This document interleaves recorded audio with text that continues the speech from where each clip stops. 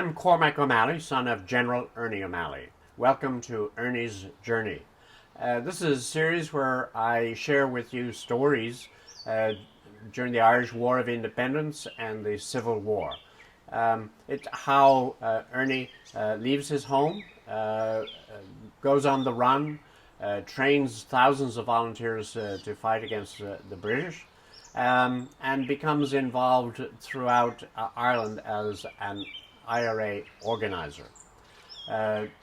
During this period, he rises from a low level to become a general at age 23, at one of the highest levels in the IRA. We also sort of see how he's imprisoned, tortured, and captured. And part of how he tells this story, how we're able to tell this story, is through his own writings, both in On Another Man's Wound and The Singing Flame. In episode 5 of Ernie's Journey, I want to tell you about what's happening in Ireland in the June 1920, as well as what Ernie is doing. The first part of this is really to give a description of what's happening within the society as a whole. And we're about to start what I call the Reign of Terror, which goes on for 12, 13 months, where the massive build-up of British military, both in the Black and Tans as well as the new regiments which are coming into Ireland, in effect create a reign of terror throughout society. Attacks on individual people and other elements of that create an unrest in Ireland. And ironically, like in any policing operation, the unrest goes to the benefit of the underlying people, because that helps in the nationalistic cause.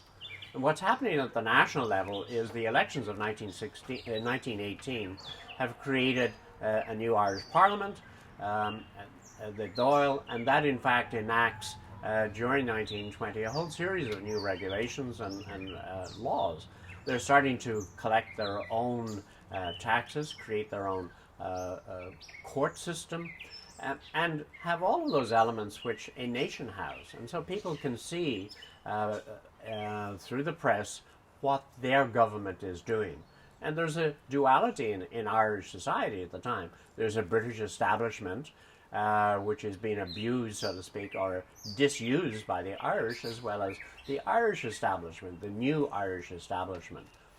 And you will see what's happening on the popular level, which is that train drivers refuse to drive trains which have British armament or troops, and that goes on for a year. The dockers refuse to unload British troops if they have armaments. And the court system becomes effective because within the court structure, Irish people start going to the Irish courts, and in the months of June and July in 1920, there's no one in the British courts. So you can see that all of these elements of nationhood is giving a whole new spirit to the new Irish Republic. Now, what's happening Ernie O'Malley during this period? His role in Tipperary is as an organizer. We've seen how he's organized in the brigades, battalions, and companies around. He's not sent there to strategize in terms of attacks on RIC barracks, but when they occur, he comes and plays a role. The first episode that we have mentioned in Tipperary is the Holyford, where he did play a role, and he was active. And you can see, as a result of that, immediately he leaves there, he's asking the people of Holyford, has the barracks been evacuated? Has it been burned by the local people? Have you cleaned your arms, etc.? So that's all of his role as he goes on the road for his organization. He also then hears that there's going to be an attack on Drangan. Now, he tells in On Another Man's Wound what is happening up to, and how he starts to play a role in Drangan, which was not foreseen initially. We had warned the officers from about the poisonous fumes which nitroglycerin exudes. They gave what we called gelignite head, a terrible roof-splitting pain. When we came back to the house, we found a number of the men yellow-green. Their stomachs heaved in dry spasms, but others kept at the thawing. I was in charge of the attack now. What that means is the other officers were sick, and he suddenly takes over an absolute command role.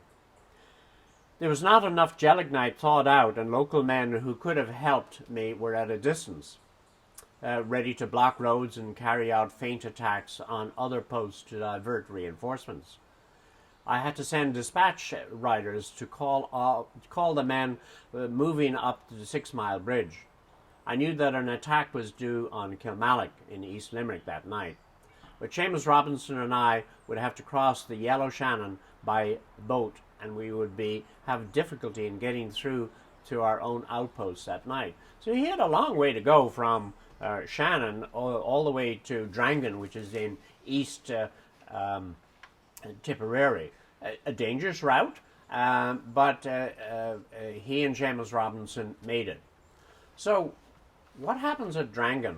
Well, Drangan is organized by the local people in the normal way. 100 people do their cutting of posts and mining of the roads. But what is new about the Drangan is that they've chosen not an isolated house standing alone like it was in Hollyford, but a house with an adjoining house, so that the barracks can be approached not by ladders, but by breaking through the roof of the adjoining house and getting up on the roof. Now, that saves great exposure for the people. It's simply, and that technique is used not only here, but Rarecrafts and in other places. So we can see throughout this time that the IRA is learning. Local leadership passes on what they have done. Now, in the Drangan barracks, Ernie gets up on through the second floor, up onto the roof, and with the usual routine has gone on of breaking slates, putting in bombs. Little discussion goes on as to whether RIC should be asked to surrender or not. Ernie says no, let them ask. And indeed, shortly thereafter, they ask for terms. They put out their shirt and they walk out of the building. And the IRA is successful. They have gotten their arms, no loss of life in the immediate attack, though there was injury. And they're able to walk away from this episode with an accomplishment, which is local people see the action and they have gotten guns.